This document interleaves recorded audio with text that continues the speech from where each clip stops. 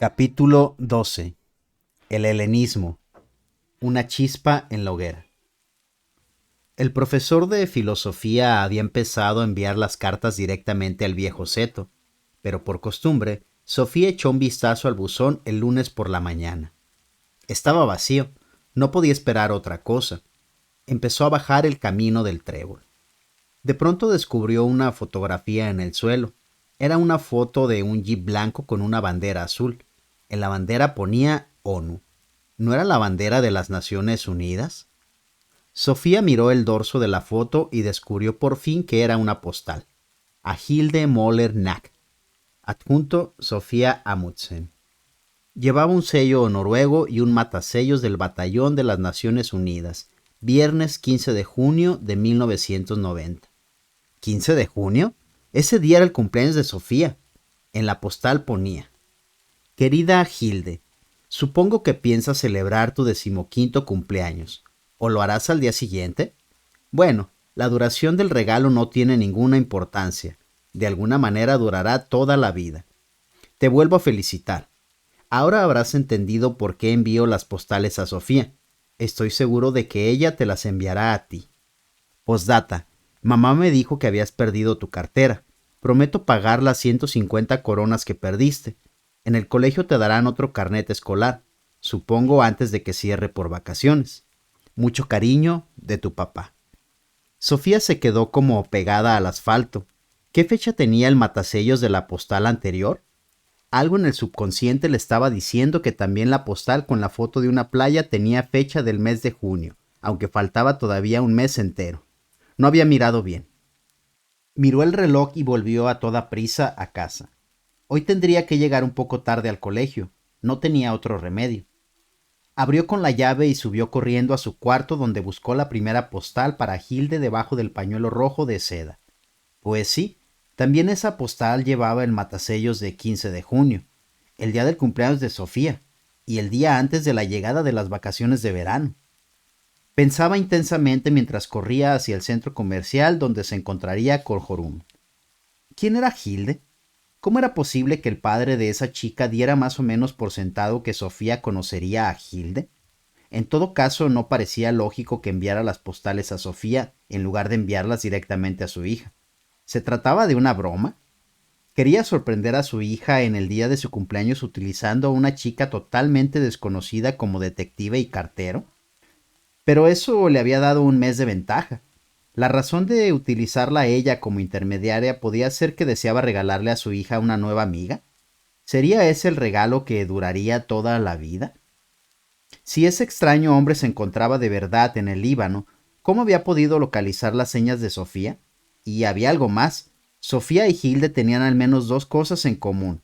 Si también Hilde cumplía años el 15 de junio, significaba que las dos habían nacido el mismo día, y las dos tenían un padre que viajaba por el mundo. Sofía se sintió transportada hacia un mundo mágico. Quizás debería uno creer en el destino a pesar de todo. Bueno, no debía sacar conclusiones así de rápidamente. Todo podía tener una explicación natural. Pero, ¿cómo podía Alberto Knox haber encontrado la cartera de Hilde cuando Hilde vivía en Iceland, que estaba a más de 300 kilómetros de Oslo? ¿Y por qué había encontrado esa postal en el suelo? ¿Se le habría caído al cartero justo antes de llegar al buzón de Sofía? Pero ¿por qué había perdido justamente esa postal? «Estás loca», exclamó Jorum al ver a Sofía junto al centro comercial. «Lo siento». Jorum la miró con severidad como si fuera ella misma una profesora. «Espero que tengas una buena explicación». «Tiene algo que ver con la ONU», dijo Sofía. «He sido retenida por una milicia hostil en el Líbano». «Ya, lo que pasa es que te has enamorado». Se fueron corriendo al colegio. El control de religión para el que Sofía no había tenido tiempo de prepararse se hizo a tercera hora. En la hoja ponía: Concepto de la vida y tolerancia. Número 1. Haz una lista de lo que puede saber una persona. A continuación, una lista de lo que solamente podemos creer. Número 2. Señala algunos factores que contribuyan a formar el concepto de la vida de una persona. Número 3. ¿Qué se pretende decir con conciencia? ¿Crees que todos los seres humanos tienen la misma conciencia? Número 4. ¿Qué significa dar prioridad a determinados valores? Sofía se quedó mucho rato pensando antes de empezar a escribir. Podría utilizar algo de lo que había aprendido de Alberto Knox. Tendría que hacerlo, porque hacía bastantes días que no había abierto ni siquiera el libro de religión. Cuando por fin se puso a escribir, las frases le venían como a chorros.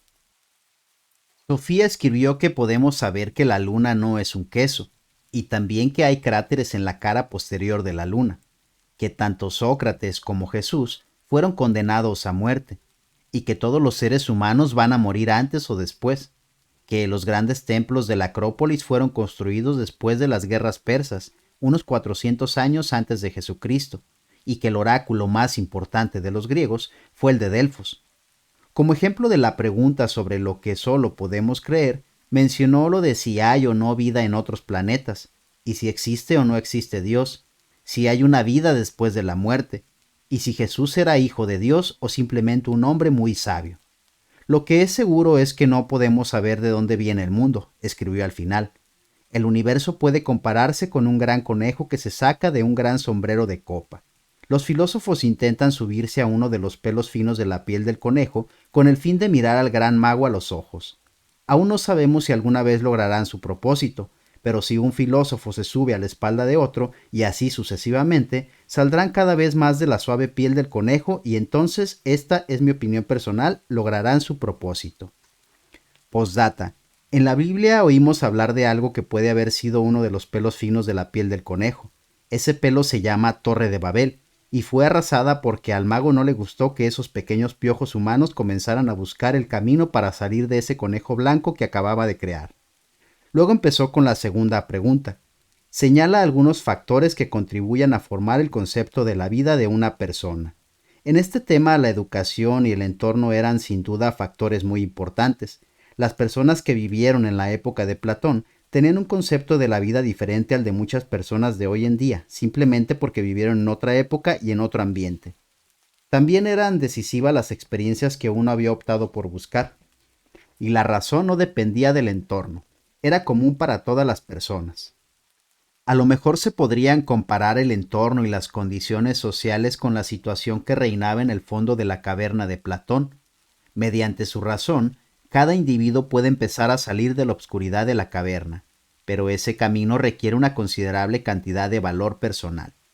Sócrates es un buen ejemplo de alguien que logró librarse de las ideas imperantes en su propia época mediante su razón. Finalmente escribió: hoy en día se estrechan cada vez más las relaciones entre personas de muchos países y culturas diferentes. Pueden cohabitar en el mismo bloque cristianos, musulmanes y budistas. Entonces es más importante tolerar la fe de los otros que preguntar por qué no todos creen en lo mismo. Pues sí, a Sofía le pareció que podía utilizar bastante de lo que había aprendido el profesor de filosofía. Luego añadió un poco de sus propios razonamientos, además de cosas que había leído y oído en otros contextos. Se puso con la tercera pregunta. ¿Qué se pretende decir con conciencia? ¿Crees que todos los seres humanos tienen la misma conciencia? De este tema se había hablado mucho en clase. Sofía escribió: por conciencia se entiende la capacidad de los seres humanos de reaccionar ante lo que es bueno y lo que es malo. Yo opino que todas las personas estamos provistas de esta capacidad. Es decir, que la conciencia es algo con lo que se nace. Sócrates había dicho lo mismo, pero exactamente lo que dice la conciencia es algo que puede variar mucho de una persona a otra. Sobre este tema, puede ser que los sofistas pusieran el dedo en la llaga. Ellos pensaron que lo que es bueno y lo que es malo es en primer lugar algo que se decide en el ambiente en el que se cría cada uno. Sócrates, en cambio, pensó que la conciencia es igual en todos los seres humanos. Quizás ambas partes tuvieran razón. Aunque no todas las personas sienten vergüenza al mostrarse desnudas, casi todas tienen mala conciencia si se comportan mal con otra persona. Además, hay que señalar que tener conciencia no es lo mismo que utilizarla.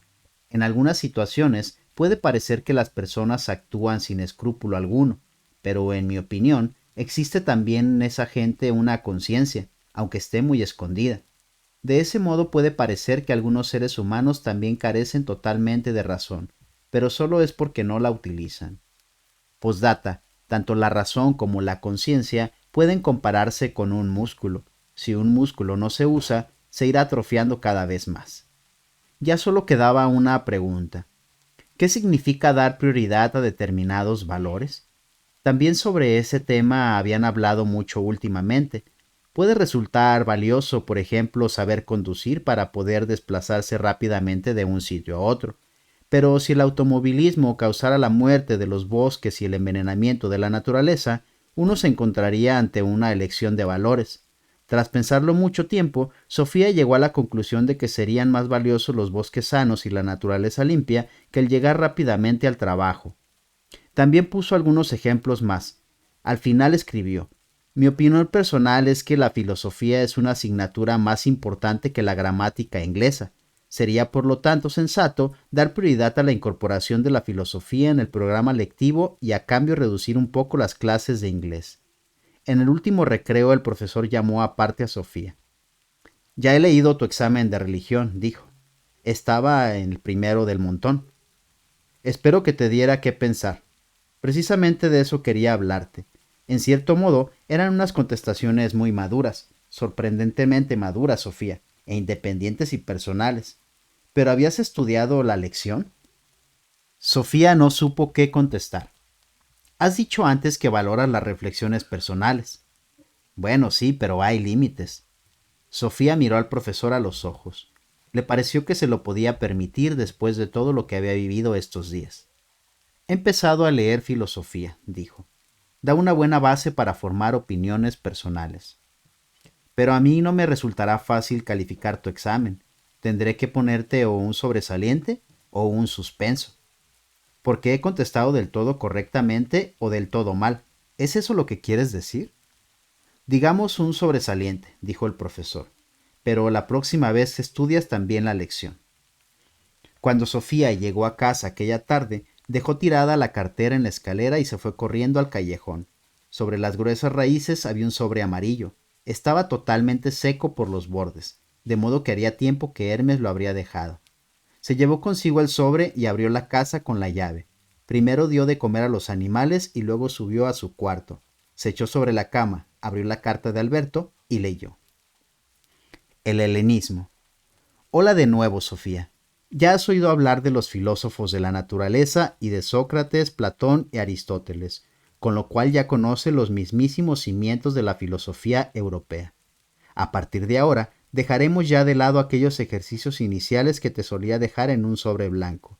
Supongo que con los ejercicios, pruebas y controles del colegio tienes de sobra. Te hablaré de ese largo periodo de tiempo que abarca desde Aristóteles a finales del siglo IV a.C. hasta los principios de la Edad Media, alrededor del año 400 después de Cristo. Toma nota de que ponemos antes y después de Jesucristo, porque algo de lo más importante y también más singular de ese periodo fue precisamente el cristianismo.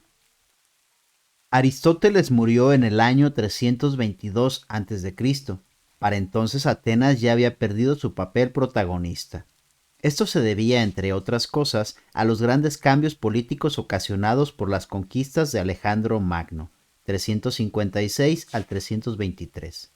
Alejandro Magno fue el rey de Macedonia. Aristóteles también era de Macedonia, y de hecho durante algún tiempo fue profesor del joven Alejandro. Este ganó la última y decisiva batalla a los persas, y más que eso, Sofía, con sus muchas batallas, unió la civilización griega con Egipto y todo el oriente hasta la India. Se inicia una nueva época en la historia de la humanidad. Emergió una sociedad universal en la que la cultura y la lengua griegas jugaron un papel dominante. Este periodo, que duró unos 300 años, se suele llamar helenismo. Con helenismo se entiende tanto la época como la cultura predominantemente griega que dominaba en los tres reinos helenísticos, Macedonia, Siria y Egipto. A partir del año 50 a.C. aproximadamente, Roma llevó la ventaja militar y política. Esta nueva potencia fue conquistando uno por uno todos los reinos helenos y comenzó a imponerse la cultura romana y la lengua latina, desde España por el oeste, adentrándose mucho en Asia por el este. Comienza la época romana o la antigüedad tardía. Debes tomar nota de una cosa. Antes de que Roma tuviera tiempo de conquistar el mundo helénico, la misma Roma se había convertido en una provincia de cultura griega. De esta forma, la cultura y filosofía griegas jugarían un importante papel mucho tiempo después de que la importancia política de los griegos fuera cosa del pasado. Religión, filosofía y ciencia. El helenismo se caracterizó por el hecho de que se borraron las fronteras entre los distintos países y culturas. Anteriormente los griegos, romanos, egipcios, babilonios, sirios y persas habían adorado a sus dioses dentro de lo que se les suele llamar religión de un estado nacional. Ahora las distintas culturas se mezclan en un crisol de ideas religiosas, filosóficas y científicas. Podríamos decir que la plaza se cambió por la arena mundial. También en la vieja plaza habían resonado voces que llevaban diferentes mercancías al mercado, así como diferentes ideas y pensamientos. Lo nuevo fue que las plazas de las ciudades ahora se llenaban de mercancías e ideas del mundo entero, y que se oían muchas lenguas distintas. Ya hemos mencionado que las ideas griegas se sembraron mucho más allá de las antiguas zonas de cultura griega, pero a la vez por toda la región mediterránea también se rendía culto a dioses orientales. Surgieron varias nuevas religiones que recogían dioses e ideas de algunas de las antiguas naciones. Esto se llama sincretismo, o mezcla de religiones. Anteriormente la gente se había sentido muy unida a su pueblo y a su ciudad-estado, pero conforme esas separaciones y líneas divisorias se fueron borrando, mucha gente tenía dudas y se sentía insegura ante las visiones y conceptos de la vida. Esa parte de la antigüedad estaba en términos generales caracterizada por la duda religiosa, la desintegración religiosa y el pesimismo. El mundo está viejo, se decía.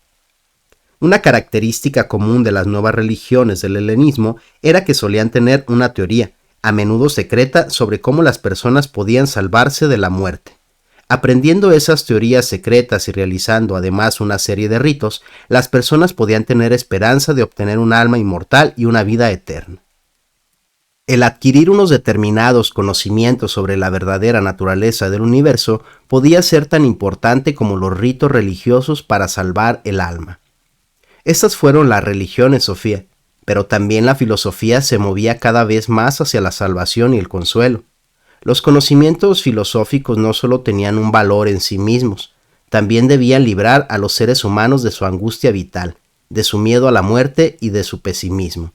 De esta manera se borraron los límites entre religión y filosofía. En general podemos decir que la filosofía helenística era poco original. No surgió ningún Platón ni ningún Aristóteles, pero por otra parte, los tres grandes filósofos de Atenas fueron una importante fuente de inspiración para varias corrientes filosóficas de cuyos rasgos principales te haré un pequeño resumen. También en la ciencia del helenismo se notaba la mezcla de ingredientes de diferentes culturas. La ciudad de Alejandría en Egipto jugó en este contexto un papel clave como lugar de encuentro entre Oriente y Occidente. Atenas continuó siendo la capital de la filosofía con las escuelas filosóficas heredadas de Platón y Aristóteles, y Alejandría se convirtió en el centro de la ciencia. Con su gran biblioteca, esta ciudad fue la capital de las matemáticas, la astronomía, biología y medicina. Se podría muy bien comparar el helenismo con la cultura del mundo actual. También el siglo XX se ha caracterizado por una sociedad mundial cada vez más abierta. También en nuestro tiempo esto ha llevado a grandes cambios en cuanto a religión y conceptos sobre la vida. De la misma manera que se podían encontrar ideas de divinidades griegas, egipcias y orientales en Roma a principios de nuestra era, podemos ahora hacia finales del siglo XX encontrar ideas religiosas de todas partes del mundo en todas las ciudades europeas de cierto tamaño. También en nuestro tiempo vemos cómo una mezcolanza de religiones viejas y nuevas, de filosofías y ciencias, puede formar la base para nuevas ofertas en el mercado de las grandes ideas sobre la vida. Gran parte de esos nuevos conocimientos son en realidad productos viejos del pensamiento con algunas raíces en el helenismo. Como ya he mencionado, la filosofía helenística continuó trabajando en ideas y planteamientos tratados por Sócrates, Platón y Aristóteles.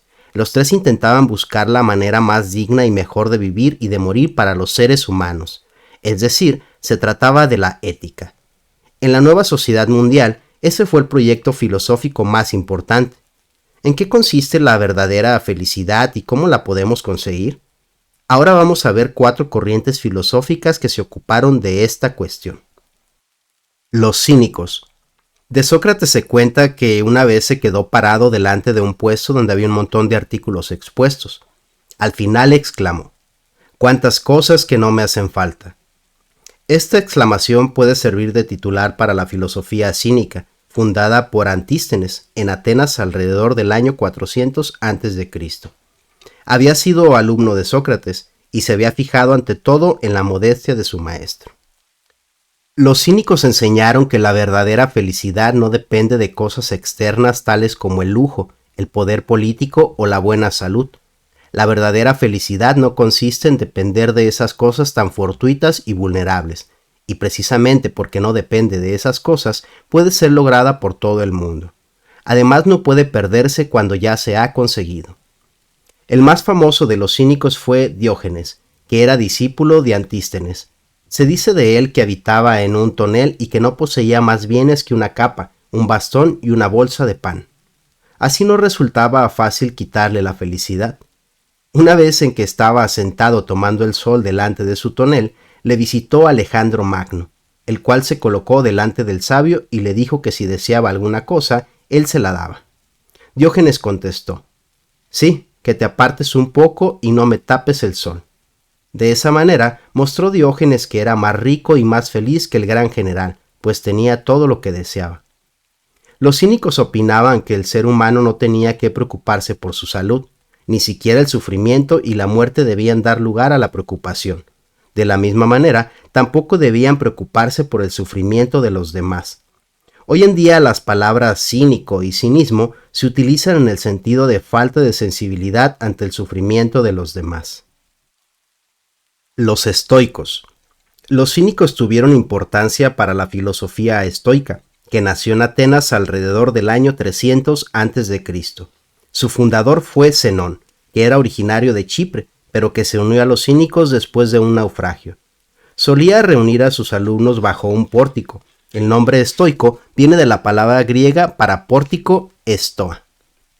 El estoicismo tendría más adelante gran importancia para la cultura romana.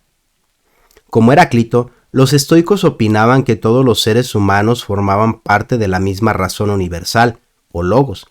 Pensaban que cada ser humano es como un mundo en miniatura, un microcosmos, que a su vez es reflejo del macrocosmos. Esto condujo a la idea de que existe un derecho universal, el llamado derecho natural. Debido a que el derecho natural se basa en la eterna razón del ser humano y del universo, no cambia según el lugar o el tiempo. En este punto tomaron partido por Sócrates y contra los sofistas. El derecho natural es aplicable a todo el mundo, también a los esclavos. Los estoicos consideraron los libros de leyes de los distintos estados como imitaciones incompletas de un derecho que es inherente a la naturaleza misma.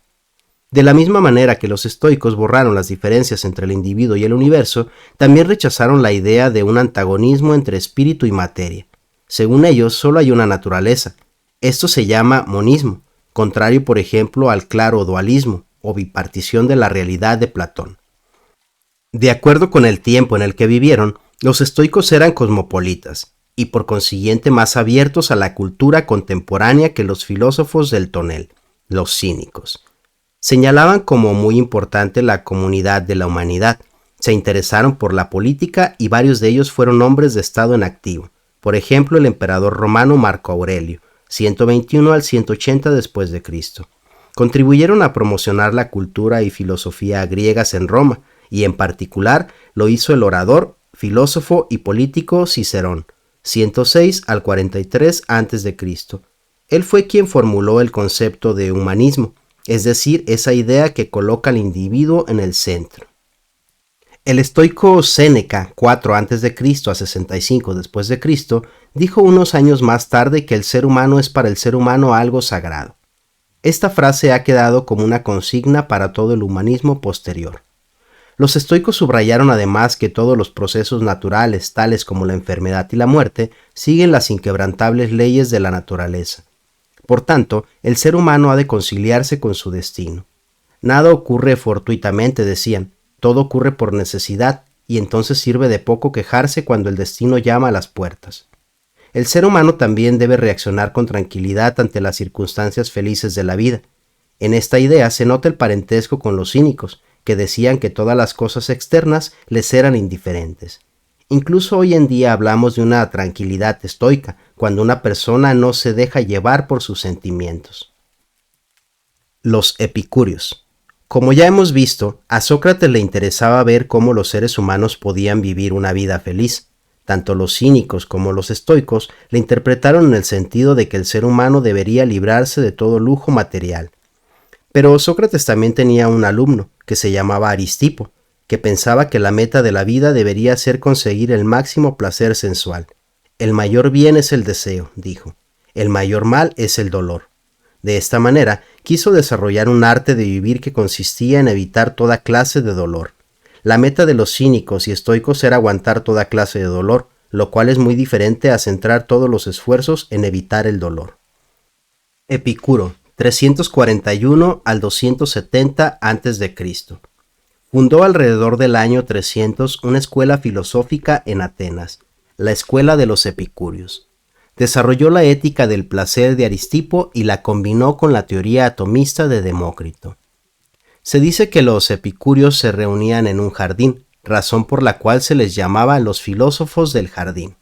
Se dice que sobre la entrada al jardín colgaba una inscripción con las palabras: «Forastero, aquí estarás bien, aquí el placer es el bien primero». Epicuro decía que era importante que el resultado placentero de una acción fuera evaluado siempre con sus posibles efectos secundarios. Si alguna vez te has puesto mala por haber comido demasiado chocolate, entenderás lo que quiero decir. Si no, te propongo el siguiente ejercicio. Coge tus ahorros y compra chocolate por valor de 200 coronas, suponiendo que te guste el chocolate. Es muy importante para el ejercicio que te comas todo el chocolate de una sola vez. Aproximadamente media hora más tarde, entenderás lo que Epicuro quería decir con efectos secundarios. Epicuro también decía que un resultado placentero a corto plazo tiene que evaluarse frente a las posibilidades de un placer mayor, más duradero o más intenso a más largo plazo. Por ejemplo, si decides no comer chocolate durante un año entero porque eliges ahorrar todo tu dinero para comprar una bici nueva o para unas carísimas vacaciones en el extranjero. Al contrario que los animales, los seres humanos tienen la posibilidad de planificar su vida. Tienen la capacidad de realizar un cálculo de placeres. Un chocolate delicioso es evidentemente un valor en sí, pero también lo son la bicicleta y el viaje a Inglaterra. No obstante, Epicuro señaló que el placer no tenía que ser necesariamente un placer sensual, como por ejemplo comer chocolate. También pertenecen a esta categoría valores tales como la amistad y la contemplación del arte. Condiciones previas para poder disfrutar de la vida eran los viejos ideales griegos, tales como el autodominio, la moderación y el sosiego, pues hay que frenar el deseo. De esta manera, también la calma nos ayudará a soportar el dolor. Personas con angustia religiosa buscaban a menudo ayuda en el jardín de Epicuro. En este aspecto, la teoría atomista de Demócrito fue un recurso contra la religión y la superstición. Para vivir una vida feliz es muy importante superar el miedo a la muerte. Para esta cuestión, Epicuro se apoyó en la formulación de Demócrito de los átomos del alma. A lo mejor te acuerdas de que él pensaba que no había ninguna vida después de la muerte, porque todos los átomos del alma vuelan hacia todas partes cuando morimos. La muerte no nos concierne, dijo Epicuro, así de simple, pues mientras existimos la muerte no está presente, y cuando llega la muerte nosotros ya no existimos. Mirado así, nadie se ha puesto nunca triste por estar muerto. El mismo Epicuro resumió su filosofía liberadora en lo que llamó las 4 hierbas curativas. A los dioses no hay que temerlos. La muerte no es algo de lo que haya que preocuparse. Es fácil conseguir lo bueno. Lo terrible es fácil de soportar. No constituía ninguna novedad en la cultura griega comparar la misión de la filosofía con el arte médico. Aquí nos encontramos con la idea de que el ser humano se tiene que equipar con un botiquín de filosofía que contenga 4 medicinas importantes. Al contrario que los estoicos, los epicúreos muestran poco interés por la política y la vida social. Vive en secreto, aconsejaba Epicuro.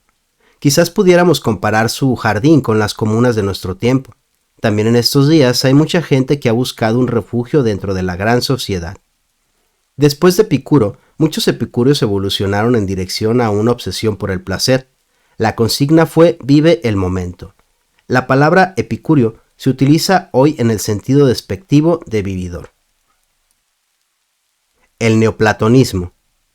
Hemos visto como tanto los cínicos como los estoicos y los epicúreos tenían sus raíces en Sócrates. También recurrieron a presocráticos como Heráclito y Demócrito. La corriente filosófica más destacable de la antigüedad estaba inspirada sobre todo en la teoría de las ideas. A esta corriente la llamamos neoplatonismo. El neoplatónico más importante fue Plotino, 205 a 270 después de Cristo, que estudió filosofía en Alejandría, pero que luego se fue a vivir a Roma. Merece la pena tener en cuenta que venía de Alejandría, ciudad que ya durante 100 años había sido el gran lugar de encuentro entre la filosofía griega y la mística orientalista. Plotino se llevó a Roma una teoría sobre la salvación que se convertiría en una seria competidora del cristianismo, cuando ésta empezara a dejarse notar.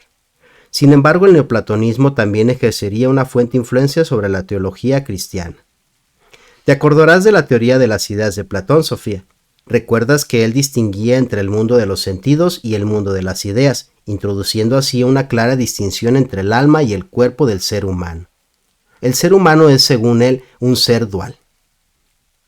Nuestro cuerpo consta de tierra y polvo, como todo lo demás perteneciente al mundo de los sentidos, pero también tenemos un alma inmortal.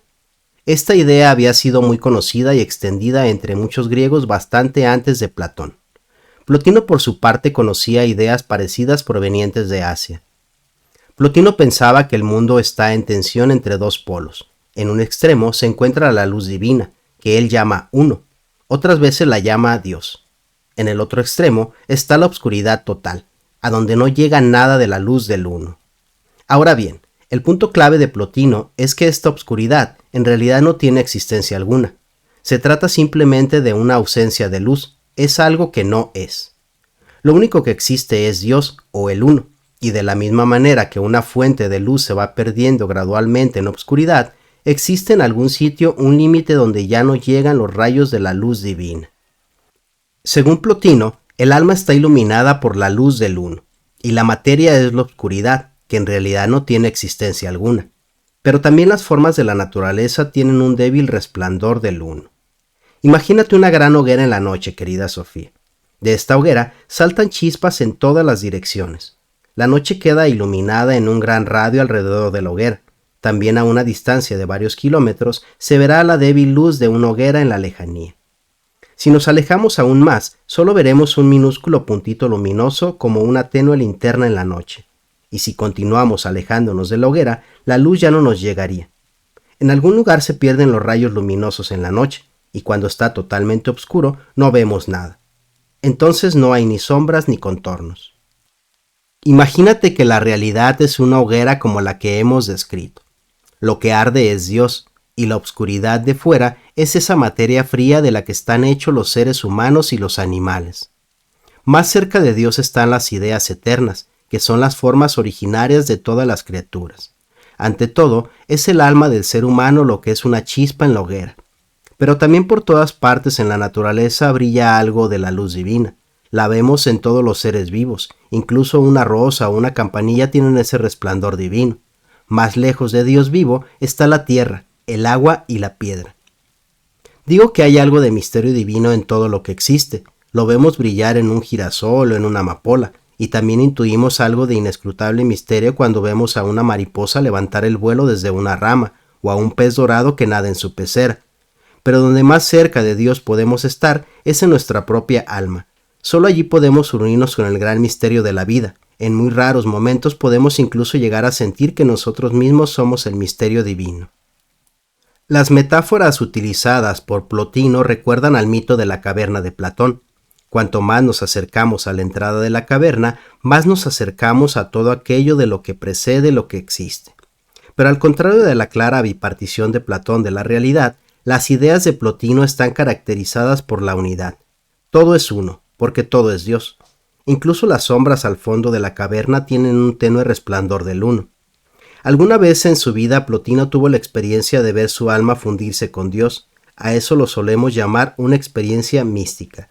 Plotino no es el único que ha tenido esa experiencia. En todos los tiempos y en todas las culturas ha habido personas que han relatado tales experiencias. A lo mejor las describen de forma distinta, pero también se repiten muchos rasgos importantes en las descripciones. Veamos algunos de esos rasgos comunes. Misticismo. Una experiencia mística significa que uno experimenta una unidad con Dios o con el alma universal. En muchas religiones se subraya la existencia de un abismo entre Dios y la obra de la creación. No obstante, para los místicos no existe este abismo. Él o ella ha tenido la experiencia de haber sido absorbido por Dios o de haberse fundido con Él. La idea es que lo que habitualmente llamamos yo no es nuestro verdadero yo. Durante brevísimos momentos podemos llegar a sentirnos fundidos con un yo mayor, por algunos místicos llamado Dios, por otros alma universal, naturaleza universal o universo. En el momento de la fusión, el místico tiene la sensación de perderse a sí mismo, de desaparecer en Dios o desaparecer en Dios de la misma manera que una gota de agua se pierde en sí misma cuando se mezcla con el mar. Un místico hindú lo expresó de esta manera: cuando yo fui, Dios no fue. Cuando Dios es, yo ya no soy. El místico cristiano Silesius, 1624 a 1677, lo expresó así: en mar se convierte cada gota cuando llega al mar, y así el alma se convierte en Dios cuando hasta Dios sube. Pensarás que no puede ser muy agradable perderse a sí mismo. Entiendo lo que quieres decir, pero lo que pasa es que lo que pierdes es muchísimo menos de lo que ganas. Te pierdes a ti mismo en la forma que tienes en ese momento, pero al mismo tiempo comprendes que en realidad eres algo mucho más grande. Tú eres todo el universo. Tú eres el alma universal, querida Sofía. Tú eres Dios. Si tienes que soltar a Sofía Amundsen, puedes consolarte con que ese yo cotidiano es algo que de todos modos perderás un día. Tu verdadero yo, que solo llegarás a conocer si consigues perderte a ti misma, es según los místicos una especie de fuego maravilloso que arde eternamente. Una experiencia mística no llega siempre por su cuenta. A veces el místico tiene que recorrer el camino de la purificación y de la iluminación al encuentro con Dios. Este camino consiste en una vida sencilla y diversas técnicas de meditación. De repente el místico ha alcanzado la meta y él o ella exclama: «Soy Dios» o «Soy tú». En todas las grandes religiones encontramos corrientes místicas, y las descripciones que da el místico de la experiencia mística presentan un sorprendente parecido a través de las distintas culturas. La herencia cultural del místico no se percibe hasta que da una interpretación religiosa o filosófica de su experiencia mística.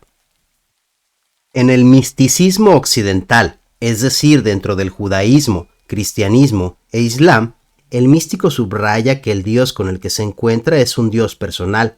Aunque Dios está presente en la naturaleza y en el alma del ser humano, al mismo tiempo está también muy por encima del mundo. En el misticismo oriental, es decir, dentro del hinduismo, budismo o religión china, es más habitual subrayar el encuentro entre el místico y Dios, o alma universal, como una fusión total. Yo soy el alma universal, diría este místico, o yo soy Dios, porque Dios no solamente está presente en el mundo, es que no está en ninguna otra parte. Particularmente en la India ha habido fuertes corrientes místicas desde mucho antes de los tiempos de Platón. Una persona que ha contribuido a traer las ideas del hinduismo a Occidente, el Swami Vivekananda, dijo en una ocasión: de la misma manera que en determinadas religiones se dice que una persona que no cree en un Dios personal fuera de sí mismo es un ateo, nosotros decimos que una persona que no cree en sí mismo es un ateo. Nosotros llamamos ateísmo a no creer en la gloria del alma de uno mismo. Una experiencia mística también puede tener importancia para la ética. Un presidente de la India, Radhakrishnan, dijo en una ocasión: debes amar a tu prójimo como a ti mismo, porque tú eres tu prójimo. Es una ilusión hacerte creer que tu prójimo es algo diferente a ti mismo.